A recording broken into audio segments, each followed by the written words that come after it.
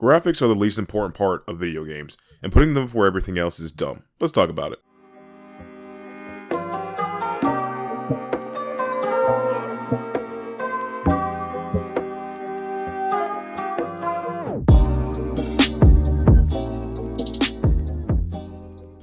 I want you to go back 5, 10, 15 years and think of a game where you were blown away by its visual fidelity. You saw it and thought to yourself, wow, this is the pinnacle of gaming. It looks so realistic. Graphics can't possibly get any better than this. For me personally, that game was Skyrim. In 2011, it seemed like the absolute peak of visuals due to the minute details you could take in. Every step up High Hrothgar, the veins rippling from the muscle of the Nords, the crystal clear waters accented by the fish you could walk up and catch with your bare hands. The initial intake of the game's visuals was breathtaking. For the time, it was beyond impressive. But if I was to go back now, especially to vanilla unmodded Skyrim, the game's problems would be all too apparent and put on full view now that the spectacle has been taken by the visuals of even newer games. Now that isn't to say that Skyrim is a bad game. You don't become one of the most bought and released games of all time while being bad. But what I am saying is that the visuals of Skyrim that hid the bug-riddled combat, shallow messable plotline, the infinite endings, can no longer do that now that the visuals are something to no longer be marveled over. Visuals, when focused on hyper-realism, will eventually be dated simply due to the advancements of video games and developers learning how to better utilize the console, and going back to games that were held up to such have their flaws become all the more apparent. Video games are video games for a reason. Gameplay is paramount, and visuals will only be taken into consideration if they are the most top-of-the-line thing, well beyond the expected, or the first to do such. Beyond that, visuals will stop allowing the game to be considered good by itself the moment the next set of good graphics come out. If anything, a memorable art direction will mean something more important than a pretty visual. In fact, other than a Crisis, can you think of a game who had hyper-realistic graphics for the time that is still being talked about today because of them? Because I can't. In turn, I can think of plenty of games that due to unique art styles, enjoyable gameplay loops, or ideas that continue to be talked about to this day. Hell, this year alone, one of the most bought and talked about games had graphics that most would consider on par with the PS3 or PS4 era. Truth be told, this entire essay is just me wanting to air my thoughts on the state of graphics and why they're even used as a metric of being a good game. Not even in purely visual mediums is that concept true. So why does it actually matter? You're telling me you can't go back and watch Terminator 2 right now because the visual effects aren't up to par with today's standard of CGI? Come on now. Jokes aside, truly ask yourself, why do visuals matter so much to you in terms of gameplay? Do you only play a game once and so readily leap to the next thing when the new pretty thing comes out? I hate this channel. No! Shouldn't gaming be enjoyed for just that? Gaming? If not, why are you even here and not just watching a movie?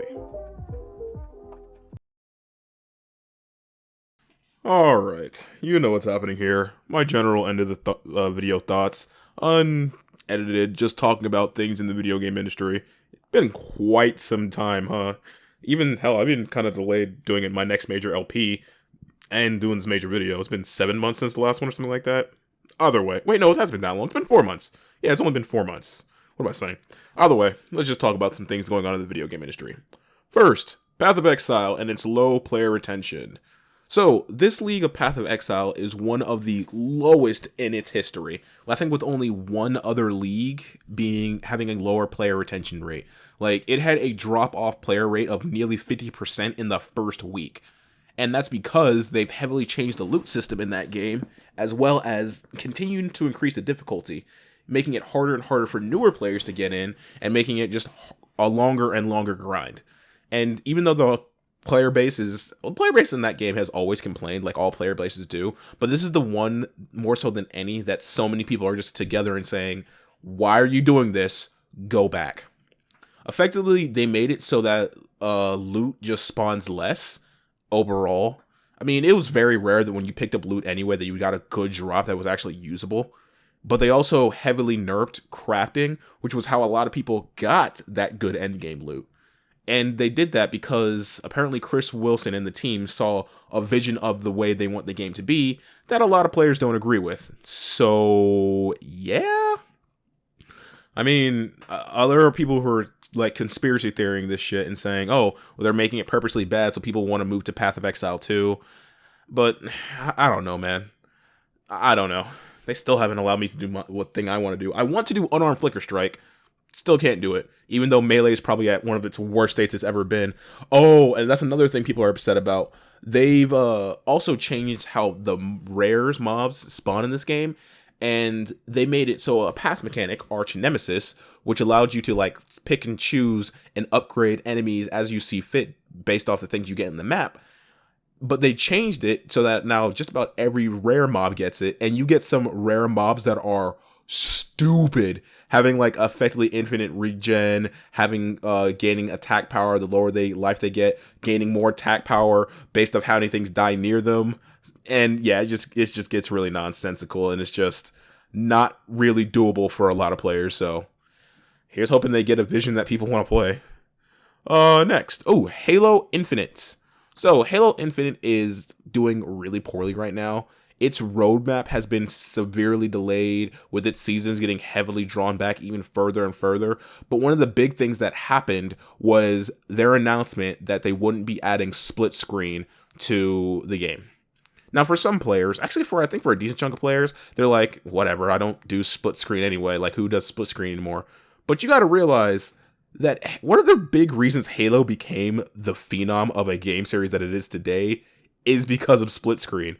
Like, the amount of people that you can go who played Halo when they were younger with their parents, who are now parents and were like, oh man, I can't wait to play the co-op with my own kid. It's a substantial amount of players. Like, it's not something just to be sneezed at. But now they can't do it. And the reasoning they gave is because, we don't have the resources to allocate towards this. And then anyone who takes even a slight step back will be like, what? You're Microsoft. You just bought Activision Blizzard for one of the largest business deals of all time. How could you do this with the resources you had back in 2001? Because we had working split screen in 2001, but can't do it now. What the fuck do you mean you don't have the resources? So everyone's just calling it bullshit as it is, but eh. Here's a fun one. Ubisoft's NFTs have failed so spectacularly hard that they're now trying to backpedal and be like, oh no, we weren't actually trying to do NFTs. No. These were just research. Yeah, okay, you pieces of shit. This was research my ass. Ubisoft really out here unwilling to admit they fucked up and failed, so they would rather say, no, this is just research that just generally, we were just testing the waters, seeing what your players liked. Fuck you guys. You know damn well if these NFTs had popped off like they wanted them to pop off, they would be getting shoved into every game from now on. But, that's just the AAA video game market. Actually fuck your players, but that money though, those shareholders though. Ugh.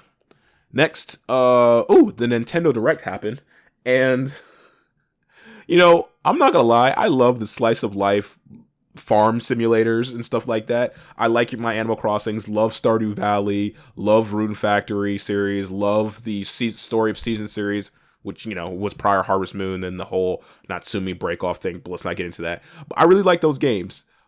But I can't act like most of that recent Direct was just those kind of games.